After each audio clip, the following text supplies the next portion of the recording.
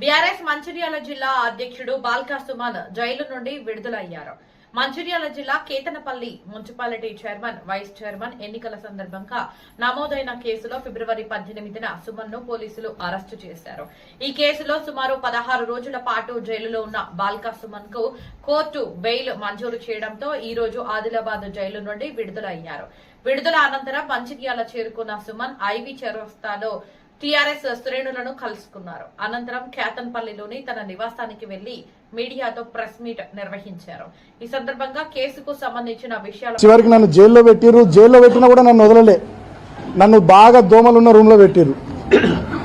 నాకు మంచినీళ్ళు చక్క ఇయ్యలే, భోజనం చక్క ఇయ్యలే.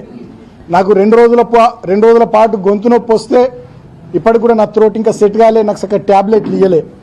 కొంచెం ఫీవరిష్గా ఉంది అంటే వచ్చి చూసే పరిస్థితి లేదు.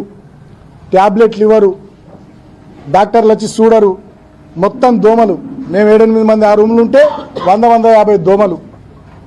అంటే కావాలని చెప్పి మాకు రిస్ట్రిక్షన్స్, నువ్వు గిన్నెనే తిరగాలి, ఇగో గిదే బ్యారకు, బయటకు పోవద్దు, న్యూస్ పేపర్లు ఇయ్యరు, పుస్తకాలు తెప్పించుకుంటామంటే దానికి కోర్టు నుంచి పర్మిషన్ కావాలంటారు. చలి బాగా పెడుతుంది, ఇబ్బంది అవుతుంది అంటే దుప్పట్లు ఇయ్యరు. మా శ్రీకాంత్ అని మా అడ్వకేట్ ఒక 3 రోజుల తర్వాత పాపం ఆయన పోరాటం చేసి నేను కప్పుకోవడానికి కూడా దుప్పటి, దానికోసం మా ఆదిలాబాద్ చెందినటువంటి శ్రీకాంత్ అనే అడ్వకేటు 3 రోజులు ఫైట్ చేయాల్సి వచ్చింది. 3 రోజుల ఫైట్ తర్వాత నాకు దుప్పటి వచ్చింది లోపలికి. అంటే ఇంత దుర్మార్గంగా, ఇంత పైశాచికంగా వీళ్ళు వ్యవహరించారు ప్రభుత్వ పెద్దలు. అంతే.